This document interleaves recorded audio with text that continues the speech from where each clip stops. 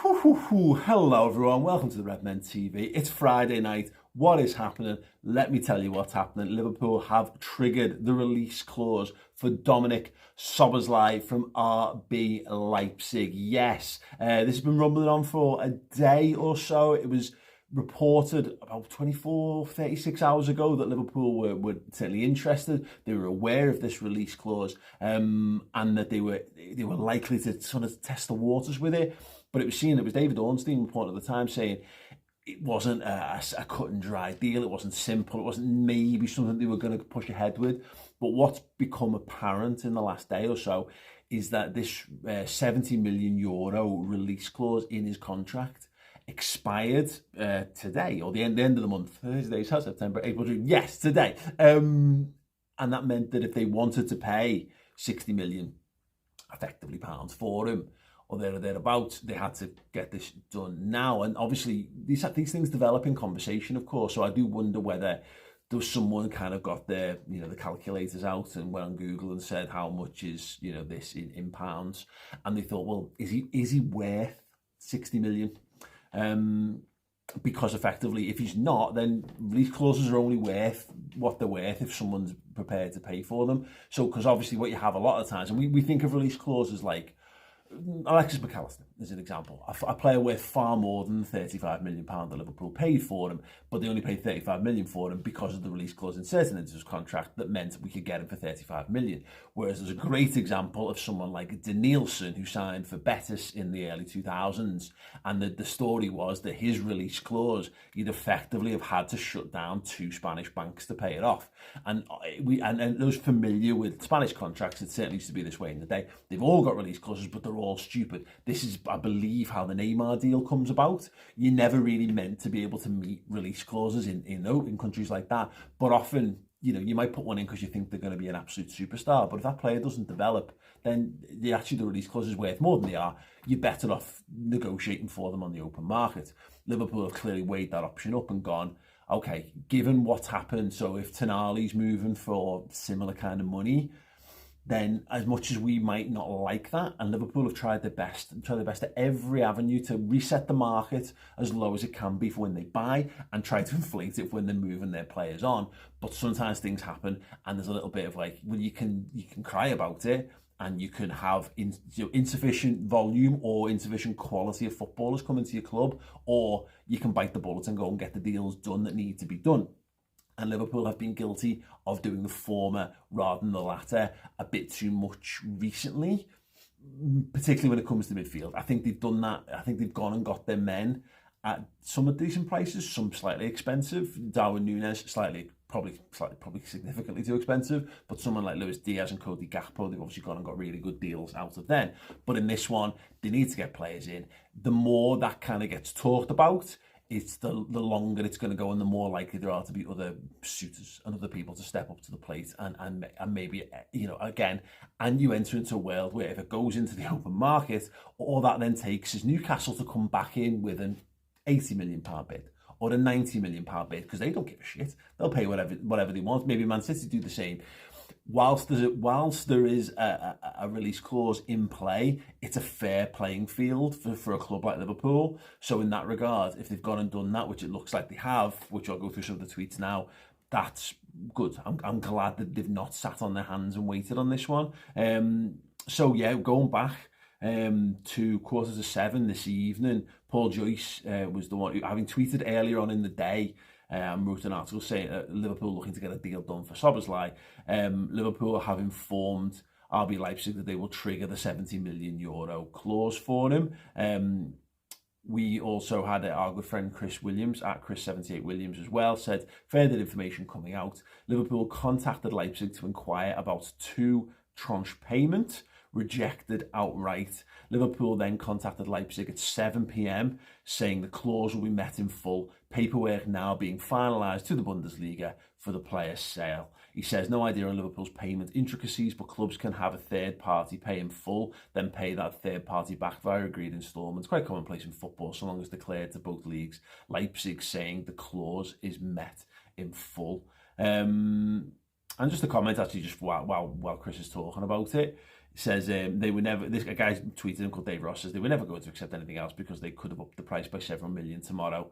And Chris Williams says, in reality, it may have dropped clauses above player market value, but Leipzig had inquiries from 2 further clubs would indicate Liverpool really wanted him and were prepared to pay for it. Newcastle didn't want to meet the clause in full, which is really interesting. But yeah, that's the kind of talk that they've fallen away from it. And Fabrizio Romano, this tweet from him, went out at 20 to 7 this evening saying, breaking, Dominik Szoboszlai to Liverpool, here we go. Understand RB Leipzig are now informed that Liverpool have triggered the release clause. €70 million deal done to be signed soon. Personal terms agreed. Sobos ready for medical tests soon. Huge signing for LFC. So yeah, it's it all looks pretty positive. And you know, I've seen a lot of sort of people losing their heads.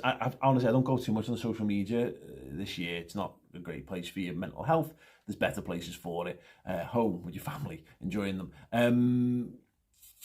But we've had people email. I noticed when I put a tweet out about Liverpool's away kit today that one of the responses is like, well, why don't you talk about the owners and the money being spent? And look, my feeling on this has always been that Liverpool are aware of what needed to be done this summer.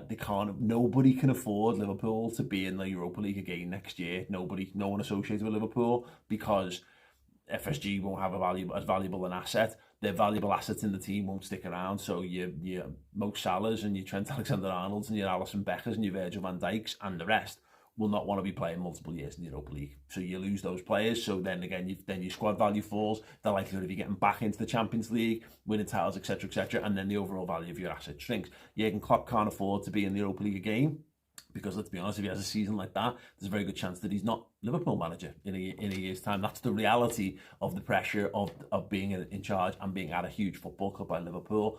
Not because I have faith in Liverpool's owners or whatever. They're just people, I have faith in the people within the football club to do what needs to get done within the parameters that are set. Liverpool have actually shown in the last year and a half to 2 years that if they do need to go above and beyond to get a signing done, then they will pay above and beyond. I mean, it's not something that happens all the time, but Darwin Núñez, we literally played well over market value for him. That's a warning to me sometimes not to go mad, and Liverpool can't clearly afford to do that time and time again because they haven't got bottomless resources. But there is a basic requirement in the transfer market this summer, and they need to meet that. There are a number of players that need to come, and I've said this all along, the bare minimum required is at least 2 midfielders and a defender. If they got 3 midfielders would probably be more like the ideal. Whether they then get more beyond that, I don't know. But it looks like this is number 2. McAllister boxed. This looks as close to anything as we've seen before. If deals agreed, then deals agreed. Then that looks like it's just a matter of formality, cross the T's and dot the I's, which is very, very encouraging. Medical tests to be done, as Fabrizio Romano says. This is the right model of transfer that Liverpool are looking for. Right build, right height, right profile in terms of what he brings. And it looks, to my eye, if you were rebuilding a midfield, this is the second of 3. I think you needed to get the McAllister, who I think is the left of the 3. Szoboszlai looks like the Jordan Henderson right of that 3.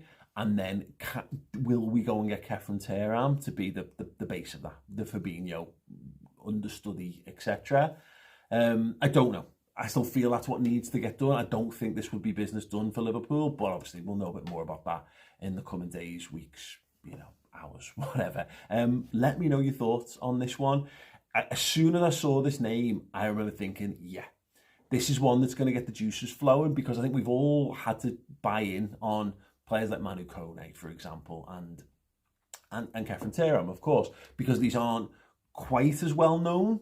And it's not like Dominik Szoboszlai is it's not Barella.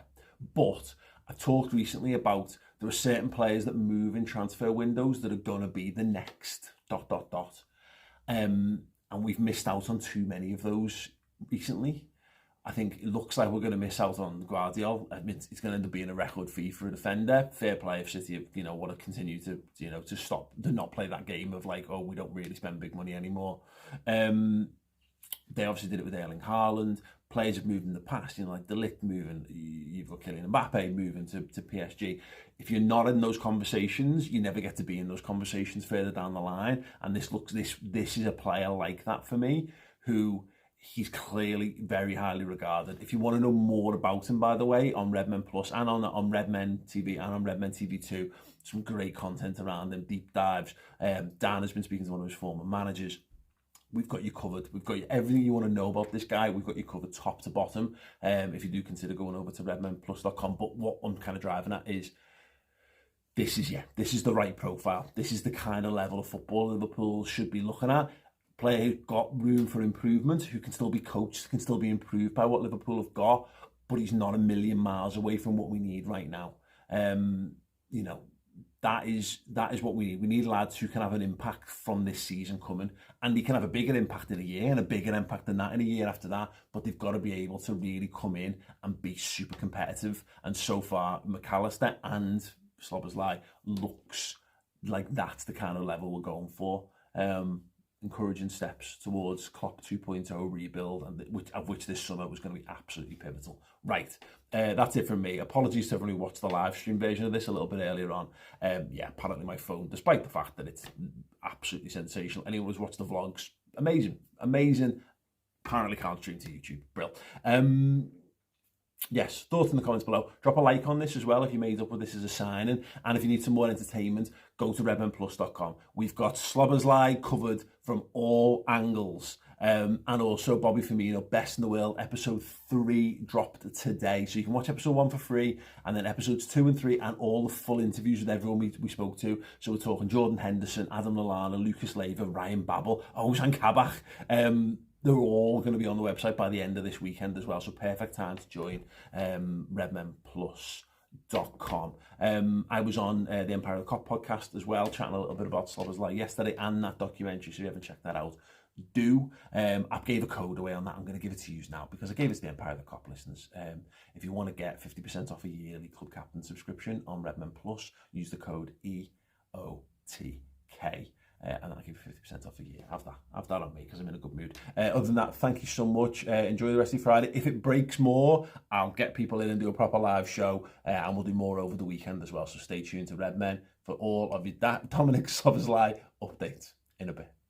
Have you had a chance to watch episode 1 of Bobby Firmino, Best in the World, our brand new documentary series? If you haven't, check out episode 1 right now on YouTube. And if you want to watch the full series, head to redmenplus.com. Episode 2, episode 3, and full interviews with all of the incredible contributors, including Liverpool skipper Jordan Henderson. It will be there for you. Go over, fill your summer with Bobby happiness with Bobby Firmino, Best in the World, our exclusive documentary series.